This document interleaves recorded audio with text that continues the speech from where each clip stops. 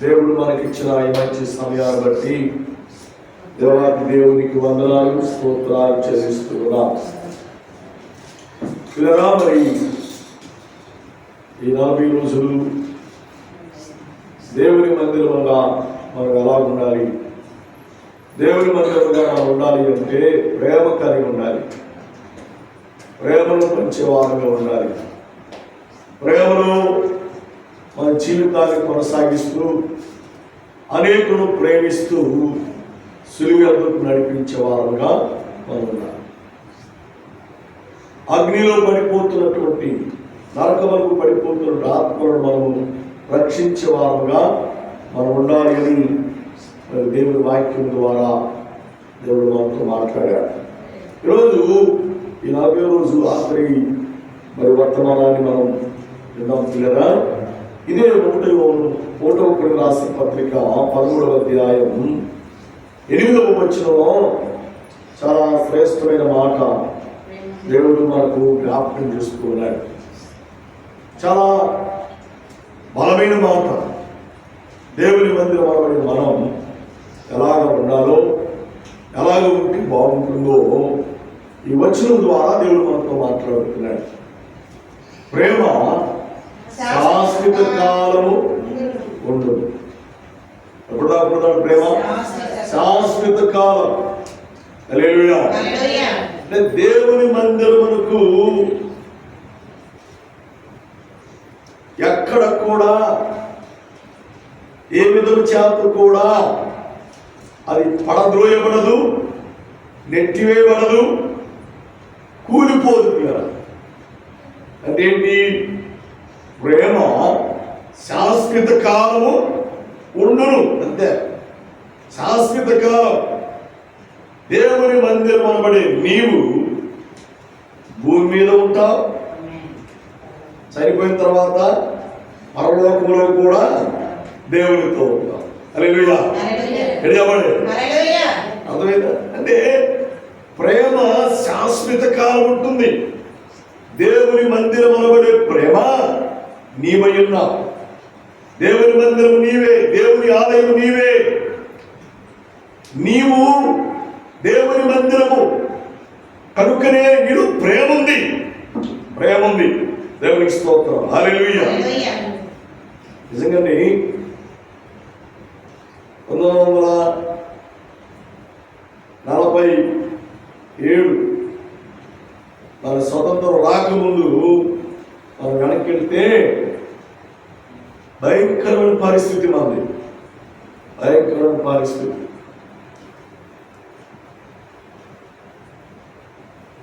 ఎంత ఘోరమైన పరిస్థితి అంటే అంత ఘోరమైన పరిస్థితి. మూతికి ముంత,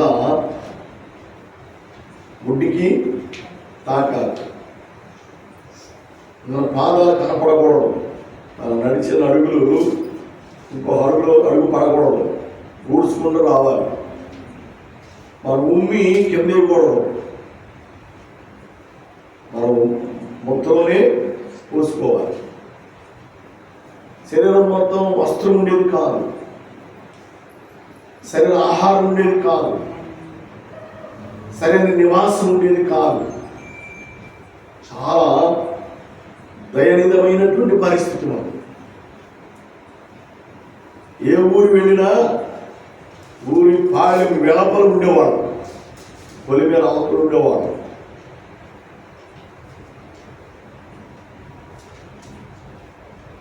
కఠోరమైనటువంటి పరిస్థితుల్లో దేవుడు ఎందుకో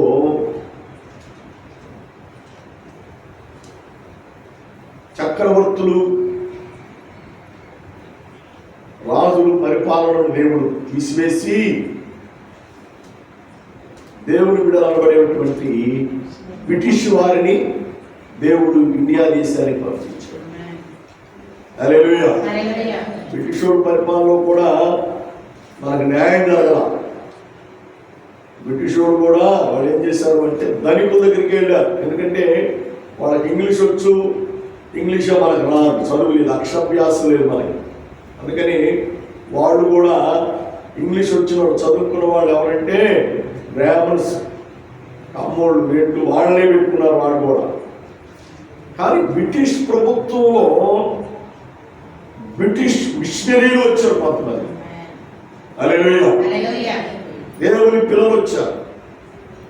దేవుని పిల్లలు బ్రిటిష్ ప్రభుత్వం అంటారు కనుక అసలు ఇండియా దేశానికి వెళ్ళి వద్దాం, అసలు చూసొద్దాం అని చెప్పి ఇండియా దేశానికి వాళ్ళు వచ్చారు. వచ్చేసరికి కదా మనమందరం కూడా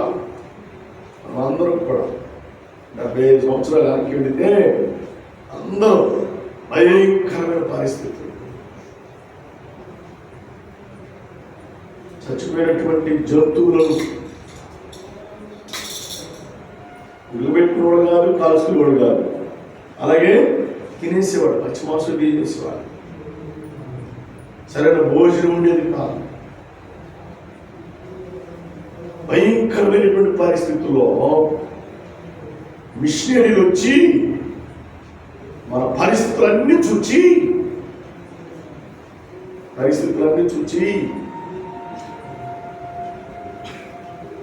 వీళ్ళకి ఏం కావాలి, ఏమిస్తే వీళ్ళు ప్రయోజకులు అవుతారని ఆలోచన చేసి గుడి, బడి, వైద్యం, గుడి, బడి, వైద్యం. ఈ రోజున మన ఆంధ్రాలో కానివ్వండి, ఇండియాలో కానివ్వండి,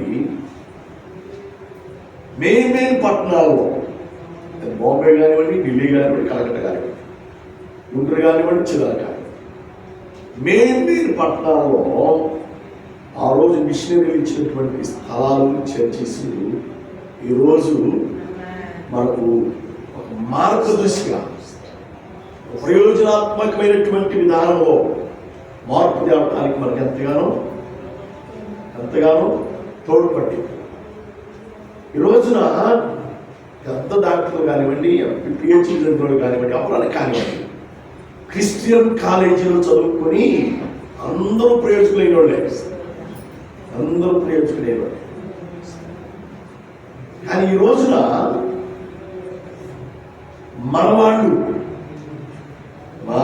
మాది అనబడి వారు చదువుకొని ప్రయోజకులవుతుంటే అగ్ర కులాల వారు ఓర్చుకోలేకపోతున్నారు, ఓర్చుకోలేక ఈరోజు సుప్రీంకోర్టును ఆధారం చేసుకొని ప్రార్థనకి వెళ్ళేవారు ఎవరైనా సరే వాడు ఎస్సీలు కాదు, బీసీసీలు, ఓసీలు అని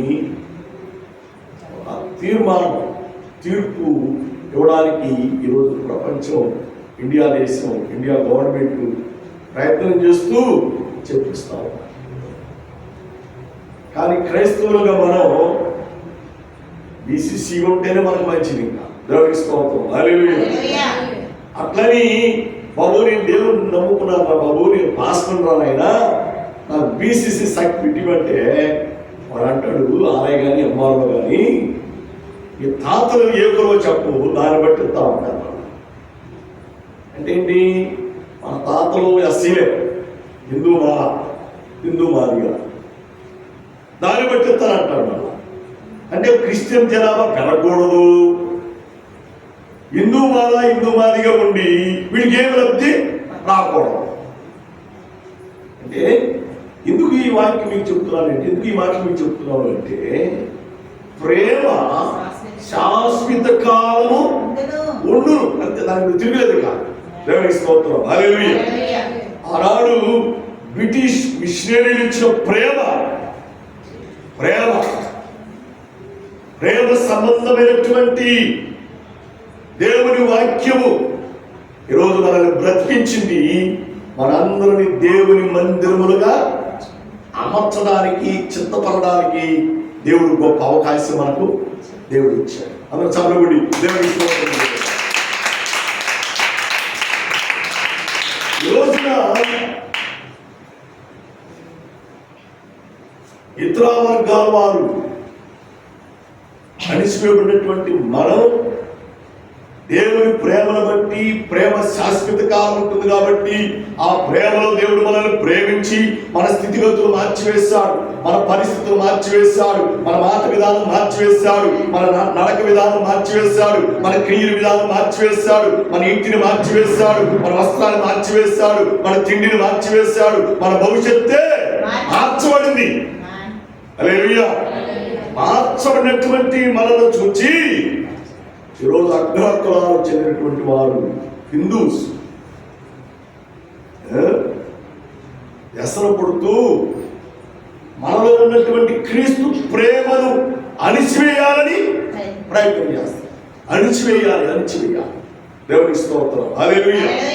ఇలా క్రైస్తవులుగా, దేవుని పిల్లలుగా దేవుడు మనకిచ్చిన మంచి మనసు తెలుసా?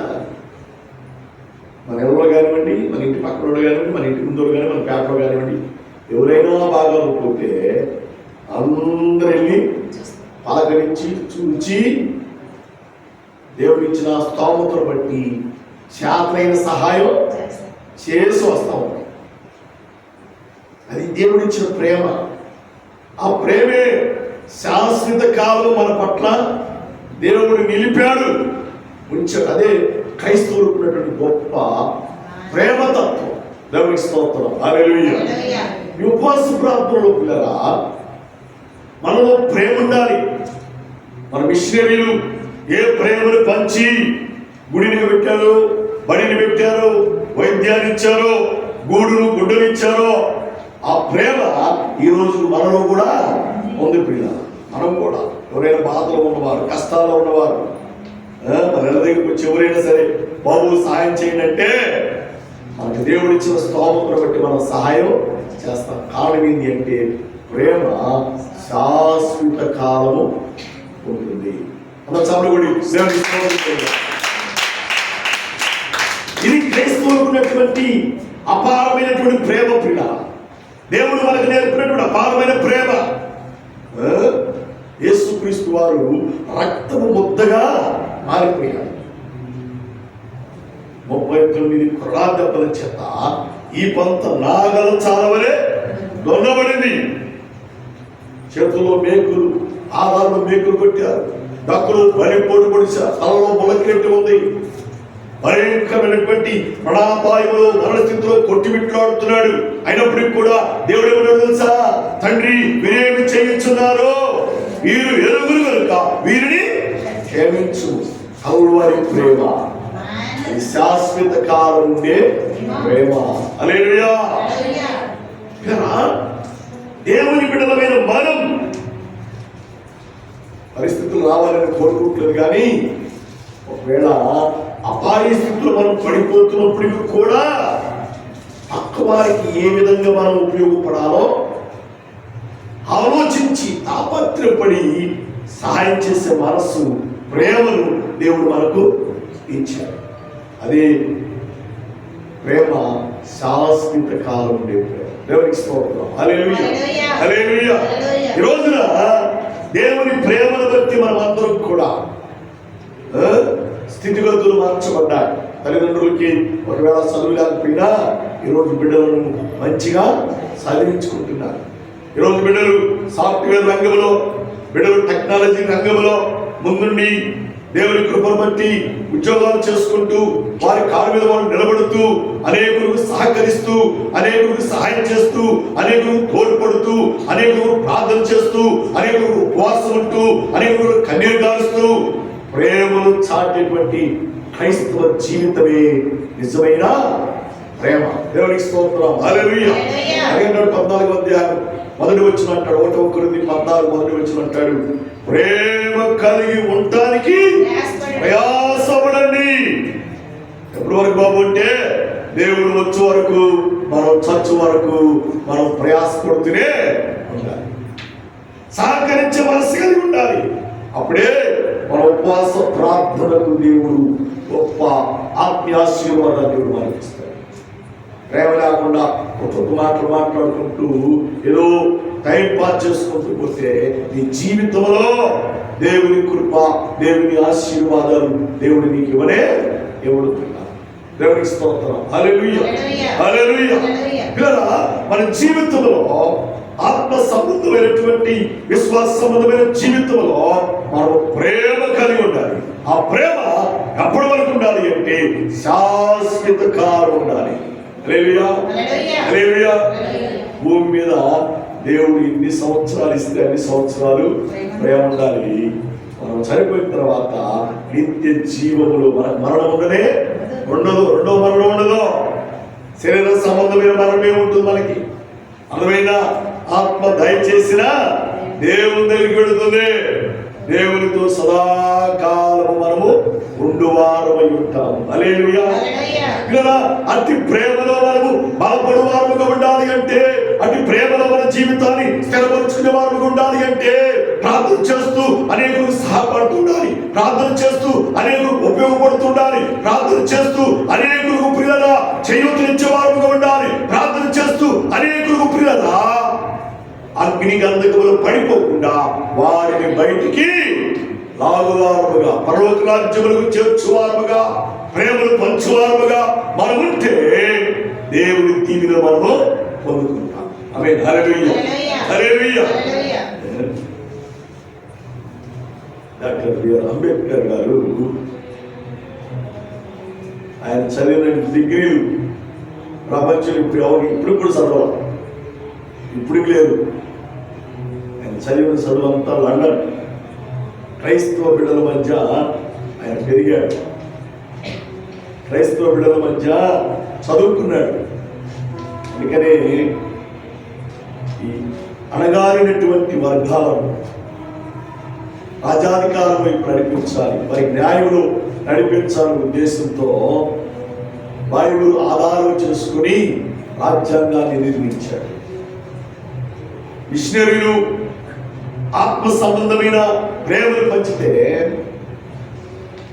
డాక్టర్ బిఆర్ అంబేద్కర్ గారు ఆత్మ సంబంధమైనటువంటి ఆలోచనతో బైబిల్ ఆధారం చేసుకుని అనగాలినటువంటి తన తోటి సహోదరులను, తన తోటి వారిని ప్రేమపూర్వకమైనటువంటి విధానముల వారిని గొప్పవారిని చేయాలని రాజ్యాంగపరమైనటువంటి అధికారంతో కూడినటువంటి ప్రణాళికతో కూడినటువంటి మాటల ద్వారా డాక్టర్ బిఆర్ అంబేద్కర్ గారు ప్రపంచానికి ప్రేమను పంచాడు రాజ్యాంగం ద్వారా.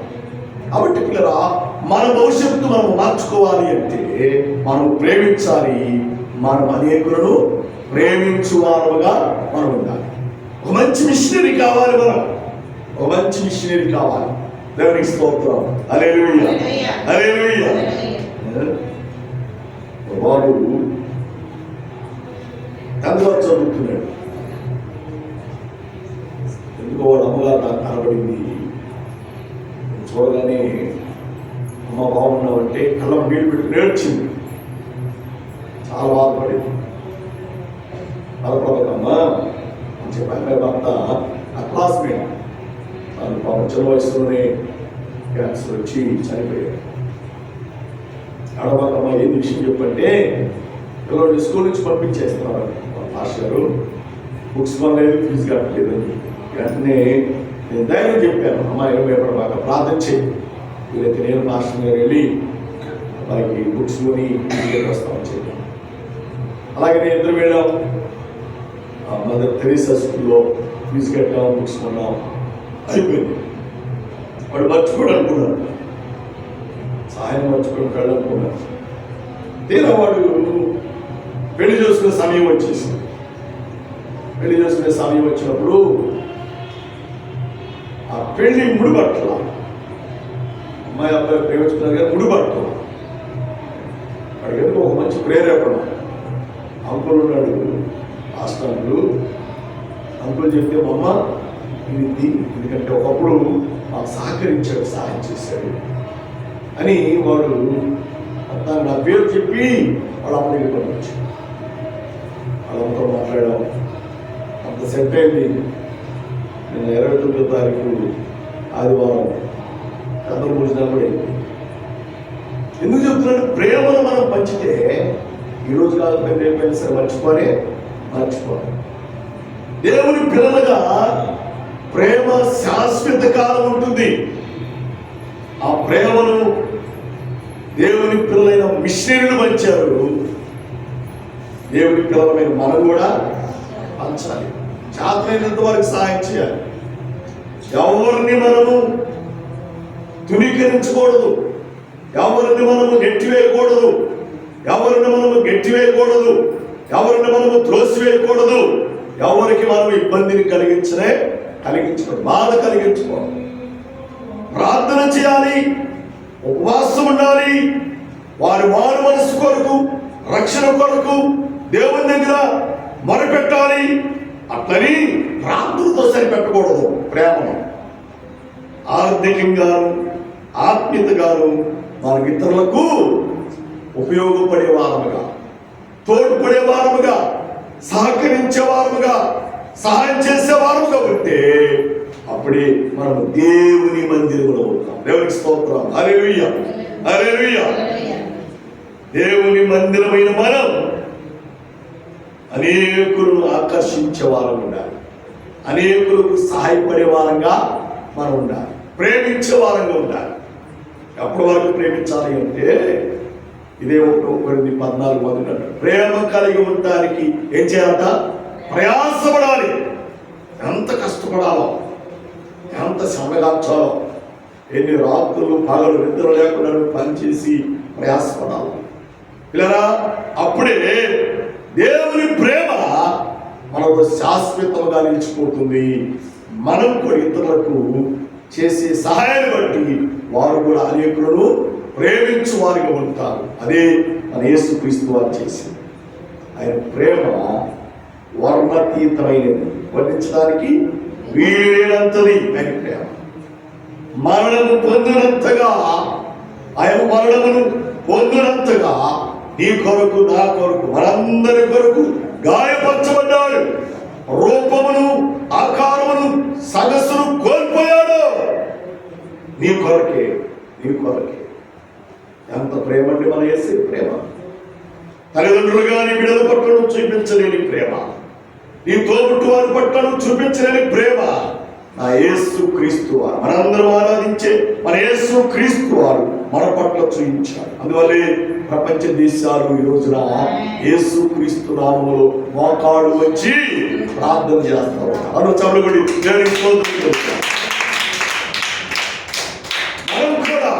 మనం కూడా దేవుని కొరకు సమర్పణ కలిగిన వారుగా మనం ఉపవాసం నుండి ప్రార్థన చేయాలి. త్యాగపూరితమైనటువంటి ఉపవాస ప్రార్థన, స్వార్థమైనటువంటి ఉపవాస ప్రార్థన మనం చేసినప్పుడే మనము ప్రేమలో శాశ్వత కాలం. హల్లెలూయా, హల్లెలూయా, హల్లెలూయా. ప్రేమ ఉన్న వారికి స్వార్థం ఉండదు, ప్రేమ ఉన్న వారికి స్వలాభము ఉండదు, ప్రేమ ఉన్న వారికి కక్ష ఉండదు, ప్రేమ ఉన్న వారికి కార్పణ్యాలు ఉండవు, ప్రేమ ఉన్న వారికి పగలుండవు. హల్లెలూయా.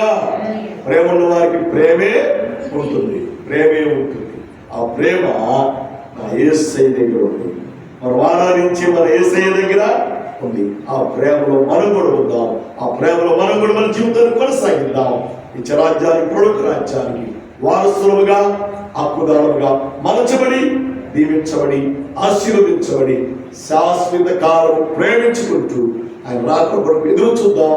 ఇచ్చే రాజ్యం, పరలోక రాజ్యానికి వారసులుగా, హక్కుదారులుగా చేర్చబడదాం. అటు కృప, అటు సమాధానం దేవుడు మనందరికీ దయచేయును గాక. ఆమేన్, ఆమేన్, ఆమేన్. తలవంచండి.